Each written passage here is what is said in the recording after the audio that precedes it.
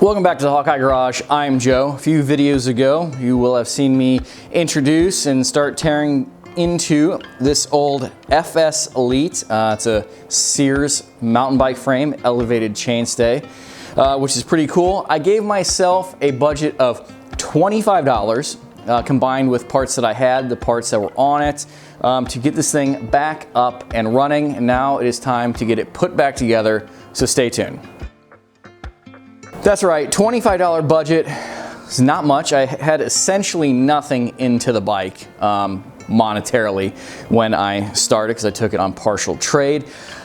I was able to source the parts that I needed for $25 and I was going to put it back together, but I decided it was lame. So I've met my budget. So I did that, but I felt I owed it to you guys and myself to put it back together to a higher standard. Now, this is not some high-end bike. It's not chromoly. I know I droned on about that in the last video. I didn't know that when I got it, but like I said, elevated chainstay is cool. It's a unique frame. So we are going to put it back together with parts that came on it, parts that I have, parts that I bought, some parts that I have that aren't going to stay on this bike, but we're gonna put them on, we're gonna ride it and see how it goes. I will probably put it together in some fashion that is good enough to my standards to try and sell it in the spring, just to get what little money that I have into it, because I'm not going to keep it and no one's gonna buy it as a plain frame. So let's start putting it together. Let's just get right into it. This is the Manitou fork that came with the frame. The guy was nice enough to throw it in. This fork definitely is not going to stay on this frame. The fork is probably worth more than the whole bike would be put together. But I have other plans for this fork, and as you'll probably see at the end, it's a little bit too long. There's a little bit too much travel for this frame.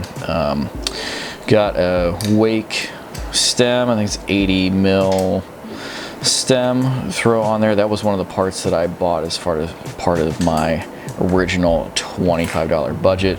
And I was able to piece together a headset just from other parts that I had laying around. Is it perfect? No. Will I probably change it once I get a permanent fork? Yes. Some handlebars. I think these are 680, 700s. I'm not sure. I took these off of a bike that I will be building for my youngest daughter, replacing with different bars. So these are nice fit on here.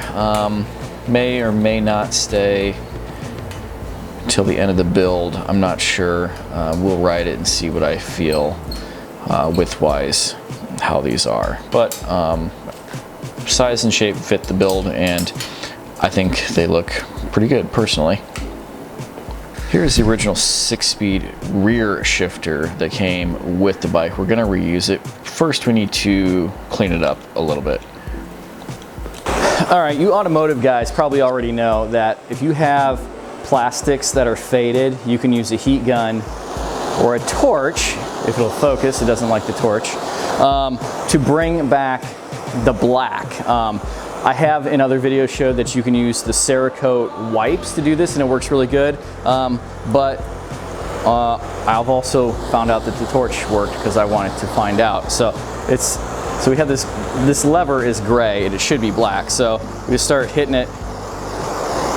Your results may vary, obviously, and a heat gun is safer probably because it's less heat, direct heat. But you can see, can you tell? Like, it's turning black. Trying to, I've never done this on video before.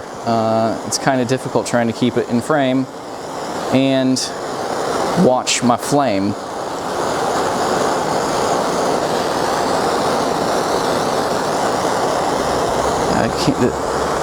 It may bubble up, it may melt a little bit. I would not recommend using this on like a set of shifters that you really cared about, like some really nice XTR ones or something, but this old Shimano SIS one, man, focus is terrible. Sorry, y'all. How black that is, and it will blend. I did this on a couple other shifters, and just, you know, after a few days, and especially like using it, it blended and it looked brand new basically. So we'll get this finished up. And now it's done. Putting it on there looks really good. A lot better than it did, that's for sure. Got some Tektro brake levers, full Tektro brake set actually. These came off of another bike that I picked up out of the trash. That'll be nice for this bike. And some AliExpress tried and true grips. I use these on a lot of my flip bikes. There's what our cockpit area looks like for now. Pretty happy with how that turned out. Got an old Sealy made in Italy saddle. Came on yet another bike that I got. Uncomfortable, but looks pretty good on the bike, I think, and probably will stay there. Time for the brakes, the calipers to go on. Just some, like I said, Tektro V brakes. I think there's a good amount of polished and black aluminum going on this bike. It's a good mix. I think it looks good. It fits the time period, fits the theme of the bike. I did have to get some new brake pads though. The original Shimano SIS rear derailleur going on. Yes, it's low end, low quality, but it is in good condition. I did a clean up with it, some rust converter, some super clean degreaser, and seems to function good. We'll throw it on there. Speaking of super clean degreaser, they were nice enough to send me out a whole gallon so that I can soak in bulk my parts, like these cranks. I did dilute it. I did a 4-to-1 solution.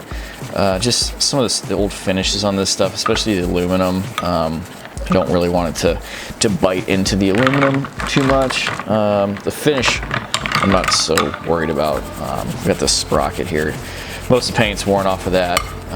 As you can see, I drilled apart the original 3x and turned it into a 1x. I just threw it in my drill press and drilled out the spot welds.